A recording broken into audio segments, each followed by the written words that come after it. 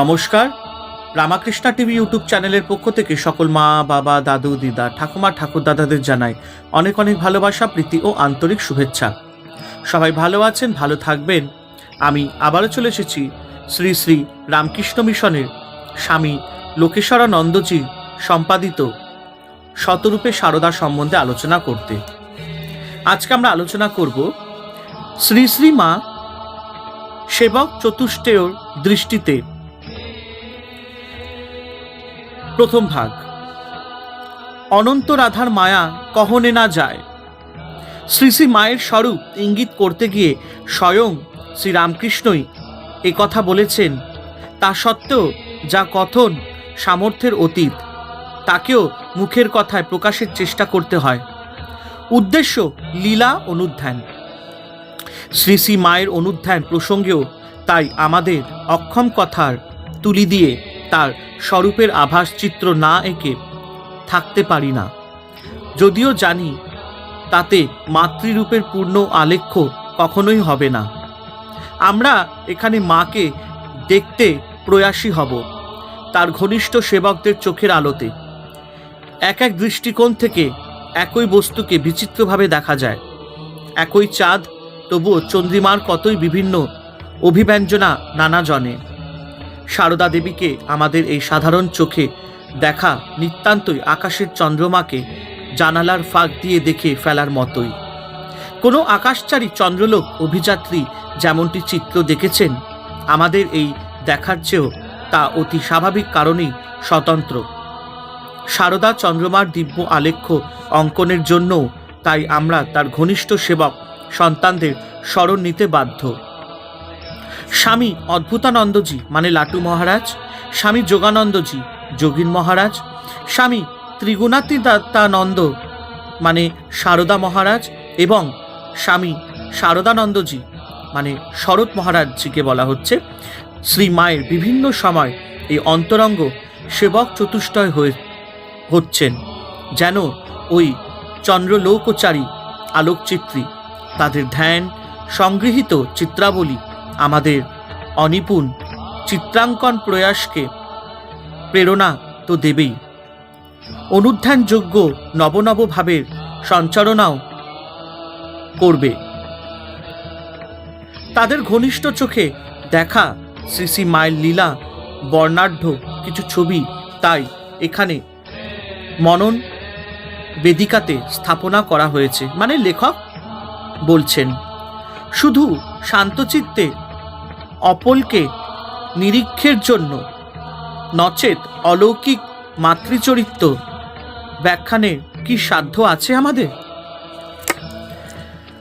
শ্রী শ্রী মায়ের মুখ্য সেবক চতুষ্টয়ের মধ্যে লাটু মহারাজ, স্বামী অদ্ভুতানন্দ সর্বাগ্রে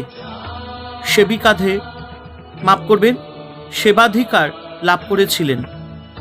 আমরাও তাই সর্বপ্রথমে তারই চরিতালোকে মাতৃমূর্তি অনুধ্যানে প্রয়াসী হচ্ছি। আচ্ছা, এখানে স্বামী অদ্ভুতানন্দ হচ্ছেন লাটু মহারাজ, এখানে তার কথাই বলা হচ্ছে। সেই দক্ষিণেশ্বরের দিব্য পটভূমি, মা তখন বাস্তবিকই বিন্দুবাসিনী সেই অল্পায়তন নহবতে অবস্থান করছেন। লাটু মহারাজ ঠিক এই কালেই মাতৃ সন্নিধানে সেবক রূপে নিযুক্ত হন। স্বয়ং শ্রী রামকৃষ্ণ সেই নিয়োগকর্তা। ইংরাজি 1881 খ্রিস্টাব্দ তখনও শেষ হয়নি।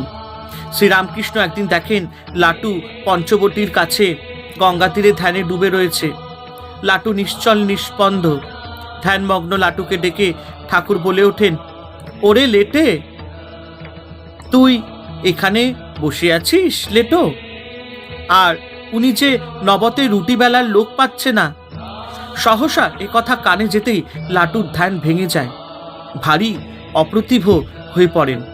যা হোক, উঠে দাঁড়িয়ে তক্ষুনি ঠাকুরের অনুগমন করেন। তিনিও দ্রুত পদে লাটুকে সঙ্গে নিয়ে শটান নহবতে গিয়ে উপস্থিত হন। শ্রী শ্রী মাকে সাল্লাদে সম্বোধন করে শ্রী রামকৃষ্ণ তখন বলেছিলেন, এ ছেলেটি বেশ শুদ্ধ সত্য, তোমার যখন যা প্রয়োজন হবে একে বলো, এ করে দেবে। লাটুও সেই দিনেরই সেই ক্ষণ থেকে জননীর সেবাধিকার লাভ করে ধন্য হয়েছিলেন। উত্তর জীবনে এই স্মৃতি তাকে কিরকম উদ্দীপনা দিত তা তার নানা উক্তি থেকে বোঝা যেত। যেমন কাশীতে জনৈক ভক্তের কাছে একদিন আবেগ ভরে তিনি বলেছিলেন, দেখো মা কত কষ্ট না দিন কাটাচ্ছেন, সামান্য এইটুকু ঘরে তিনি কতদিন রইলেন। কেউ জানতে পারত না কখন যে গঙ্গা স্নানে যেতেন, কেউ টেরও পেত না। মার মত বৈরাগ্য হামনি তো দেখেনি, আও তার দয়ার কি তুলনা আছে? হামার বহু ভাগ্য যে উনি শ্রীরামকৃষ্ণ হামাকে মায়ের কাছে নিয়ে গেলেন। মায়ের কৃপায় আমার জীবন তো সার্থক হয়ে গেছে। আমি আর তার কি সেবা করছি? তিনি তো আমাকে ভালোবাসা দিয়ে বেঁধেছেন। আমাদের কাছ হতে তিনি তো কিছু পাওয়ার আশা রাখেন না, বাকি তার দয়ায় আমি তাকে পেয়েছি।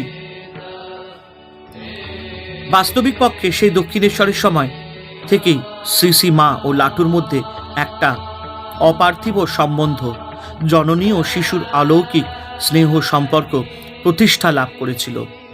ভাবলে অবাক লাগে, জগৎ ব্রহ্মাণ্ডের কেউই যখন কিছুই জানে না, একটি নিরক্ষর বালক কিন্তু তখন থেকেই মাতৃমহিমাতে বিভোর।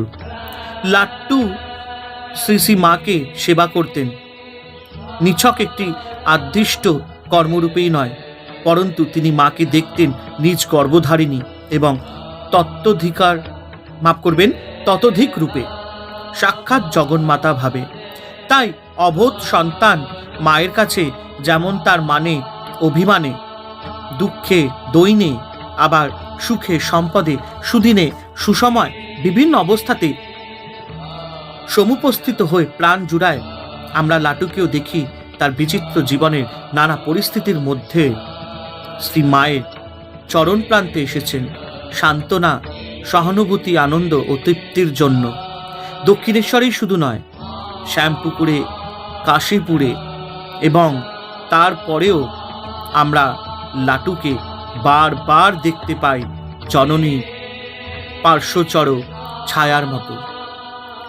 তীর্থ পর্যটনেও লাটু শ্রী শ্রী মায়ের একান্ত সেবক গ্রাণী লাটুকে তার উপাস্যা জননীর সন্নিধানে অপরূপ মাধুর্য মণ্ডিত দেখাত এবং অমন অদ্ভুত চরিত্র সন্তানের সেবার পটভূমিতে মাতৃ আলেখ্যখানিও আশ্চর্য দীপ্তিময় হয়ে উঠত। হরে কৃষ্ণ কৃষ্ণ কৃষ্ণ হরে হরে, হরে রাম রাম রাম হরে হরে। জয় শিব শম্ভু, জয় দেবী দুর্গা, দুর্গাতি নাশিনী, জয় মা কালী।